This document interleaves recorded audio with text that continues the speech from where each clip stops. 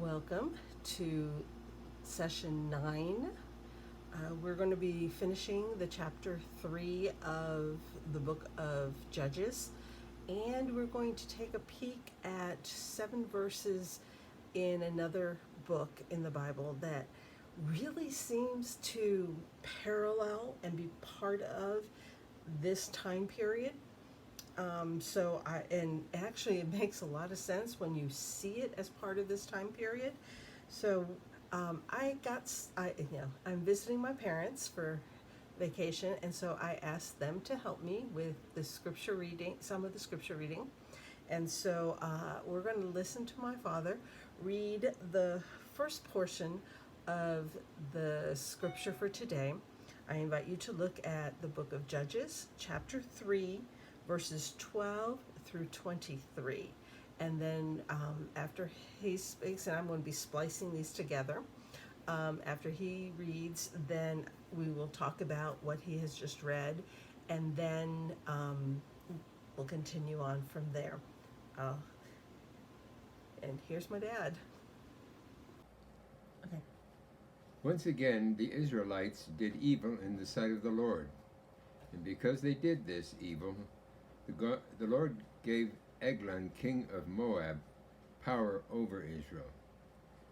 Getting the Ammonites and the Amalekites to join him, Eglon came and attacked Israel, and they took possession of the city of palms. The Israelites were subject to Eglon, king of Moab, for 18 years.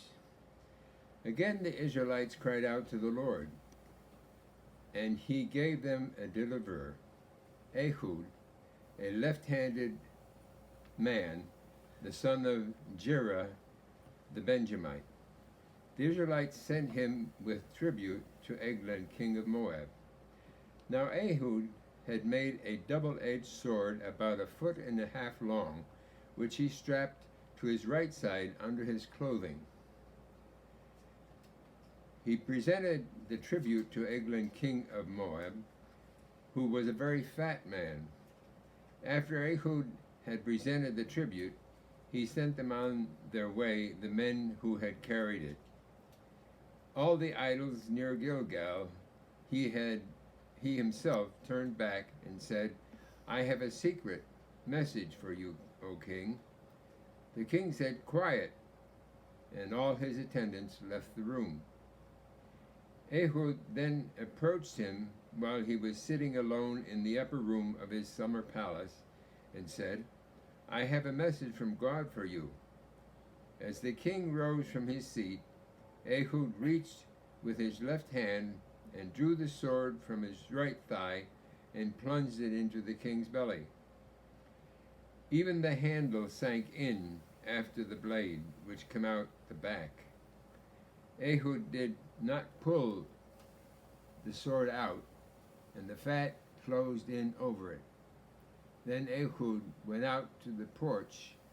He shut the door of the upper room behind him and locked them.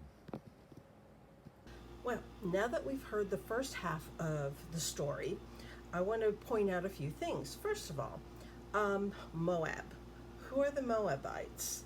Moab was considered by God to actually be like the cesspool of all nations. Part of the reason was that when the Israelites came out of Egypt, they asked the Edomites and the Moabites permission to just go through their land to make their trip shorter. And both Edom and Moab said no. And so in this map, it's like either they went this way or they went this way, but they had to go around the country and not through it because Moab said no. And so God had already said, don't have anything to do with Moabites. And so this story is, they're so bad. Remember, we're pretty sure that the chapters 19, 20, and 21, that whole saga that we did in the last 3 sessions, were happening at this time, and this is how far away from God they had gotten. And so God apparently used the Moabites to subjugate them and basically enslave them. The tribute that is spoken of in this portion of scripture that Ehud brings to Eglon, the king of Moab, is a devastating amount of goods, whether it's silver, gold, precious metal, stones, food. I am sure that even the description of the king being so obese in this portion of scripture shows that it's like Moab is basically draining everything that Israel has by subjugating them. Now, also, it was mentioned that he didn't do it alone. He got some help. Now, I found a map that shows where all the specific other nations or people, Canaanites, lived at the time that Israel came to take over. And then I drew really roughly, sorry, really roughly, the outlines of the different territories. And so it mentions that Moab got help from the Ammonites and the Amorites. So apparently the Amorites are not happy that their land has mostly been taken over by Israel. And so these three groups, they go together and they fight against Israel. And I also find it interesting that they mention that they took over the city of Palms, which is an old way of saying Jericho. It's an old name for Jericho. It's the city of palms. And Jericho was the first city that the Israelites took over when they went into the promised land. So I look at that and I see the Bible referencing the city of palms. When they took over that, it describes them basically taking over Israel. It's like they just took over the beginning and took it all in. So yeah, that's why they mentioned that city rather than any other city, because that is the principle. That was the beginning of the entry of Israel into the promised land, and this is how they take over. Plus, it is near the Jordan River where you would cross the Jordan from one side to the other. So having it being in control of that city means you're in control of that portion of the Jordan River, and no one's going to cross unless you allow them to. So this is what's going on. Excuse me. And Israelites are apparently annually taking a tribute to Moab. And let me look at that again. Verse 18. After Ehud had presented the tribute, he sent on their way the men who had carried it.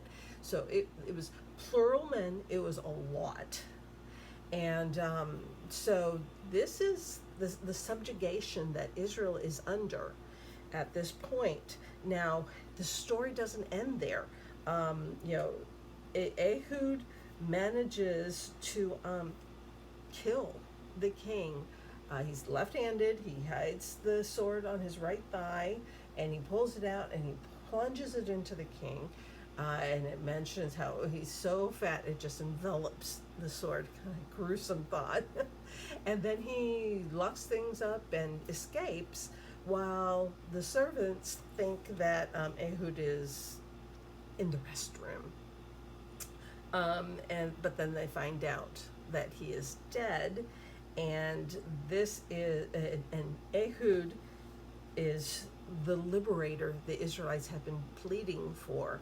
And so with him calling them down saying, hey, we got this. God is on our side. I mean, he just escaped from killing the king of Moab in his own royal palace.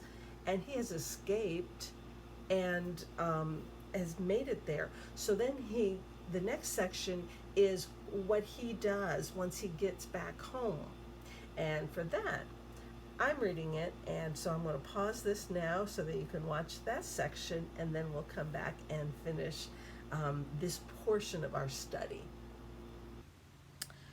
After he had gone, the servants came and found the doors of the upper room locked.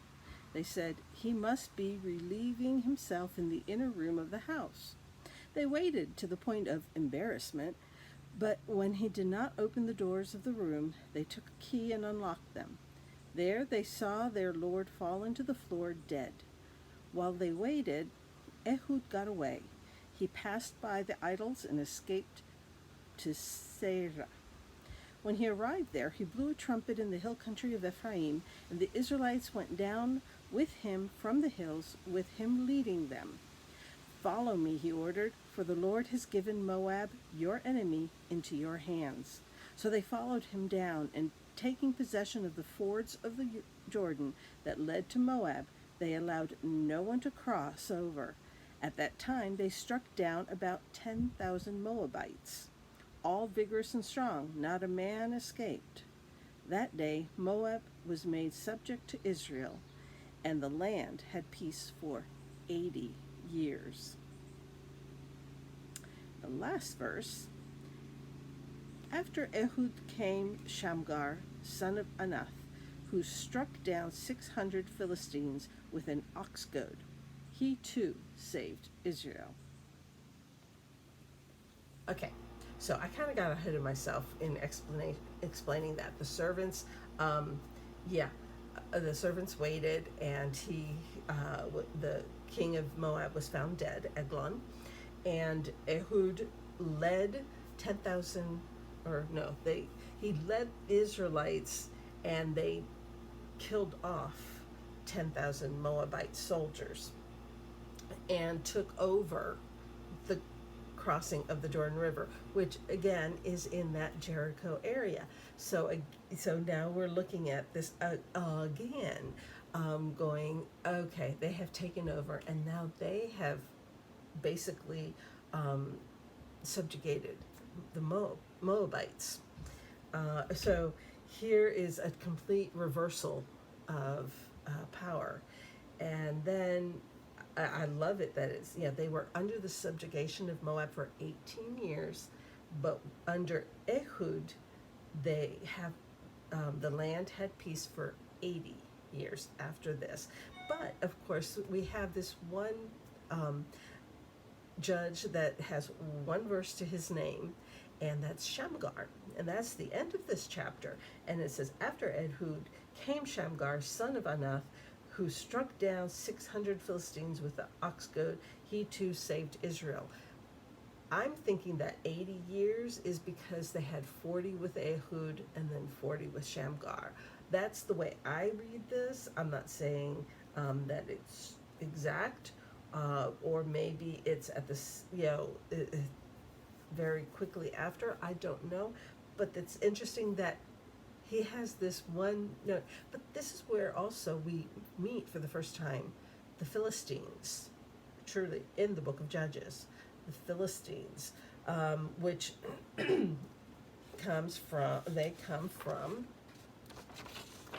an area called Philistia. And most scholars believe that the Philistines were actually originally from Cyprus.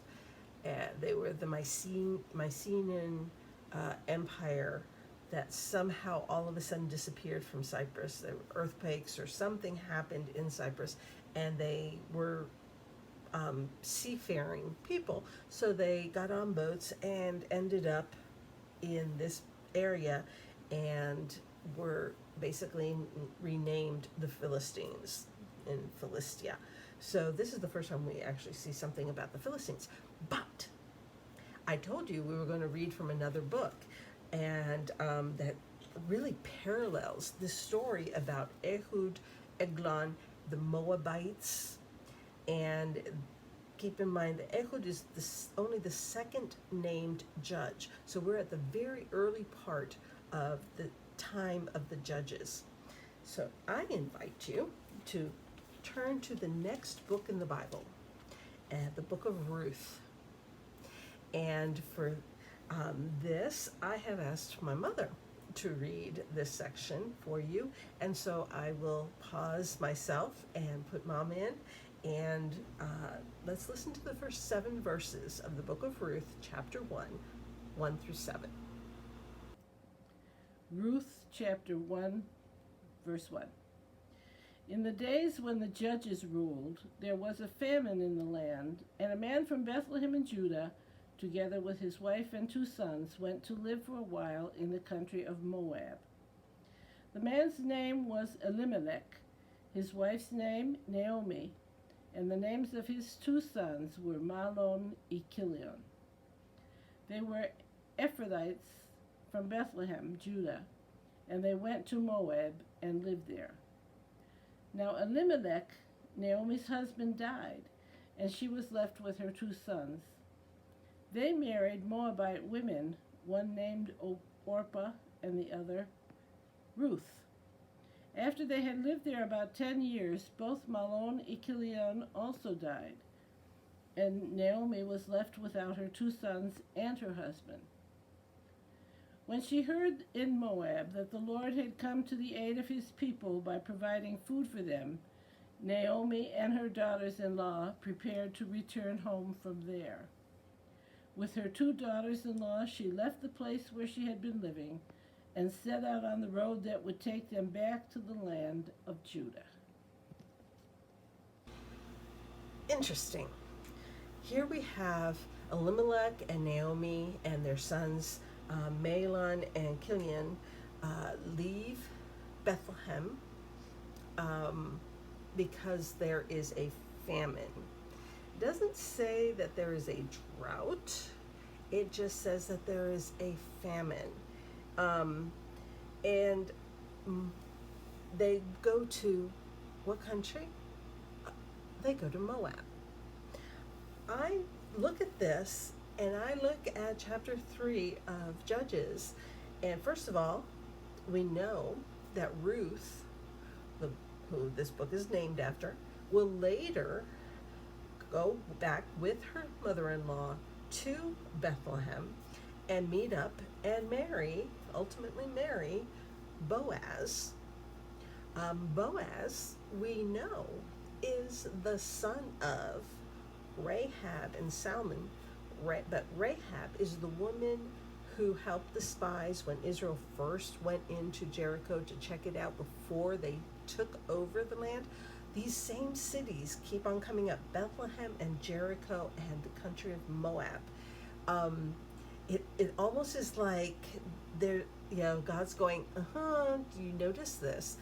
I'm not saying it's in concrete, but it makes a lot of sense, because like Ruth begins with in the day that the judges ruled. So we know it's in the time of the judges, but we also know that she ends up marrying Boaz, who is the son of someone who accepted the Israelites when they came in to conquer the Canaanite nations and city-states. And so it has to be near the beginning of the Judges. It can't be later, because how old can Rahab live? Then how old can Boaz live? So we know it's early on. So it actually helps me better understand the book of Ruth. The beginning, it's like, why did Elimelech and Naomi and their sons leave Bethlehem? Maybe it was, it says because there was a famine. Maybe the famine was because Moab was taking all their food. And so they were left with, under dire straits. Remember, Moab had subjugated Israel, was subjugating them for 18 years. So maybe 8 years into it, 7 years into it, they were just desperate, and so they left Bethlehem. Rather than trust in God, rather than turn to God, they went to the conquering nation. Maybe this is why they chose Moab, and then settled in there. And the sons married Moabite women instead of Jewish women. This was the conquering nation. Maybe they had just given up on God. This is a question. In fact, some commentaries even suggest that these two sons had become, a word that shows up in war, World War II. You had collaborators that they, by marrying the Moabite women, that they were accepting the Moabite way of life, and they might have actually been soldiers that were conquered, and that's how they died. Some commentaries actually say that could be what killed the two sons, where they were soldiers, and when the Israel, with Ehud's help, overtook them, it killed the king and overtook the Moabite soldiers, and 10,000 died. Maybe they were two of those 10,000. And then when Naomi hears that things are going better at home and she decides that she wants to go back home to Bethlehem, maybe it's because Ehud has killed the king and Israel has taken over and has routed the Moabites. And so I just needed to put this little section in there when we're studying Ehud, because it just sounds too convenient to not be what's going on. It's interesting. It's something to think about. And I invite you to think about it. And if you want to do more research on it, please do. Now, for the next lesson, we're going to be starting to look at we're going to be looking at chapter 4. We're going to be starting to look at Deborah, the female judge. And so I invite you to read ahead. And if you want to read all of Deborah, then it will be chapters 4 and 5. 4 and 5 are of Deborah. And so that's your homework, and I'll see you at the next lesson. Bye.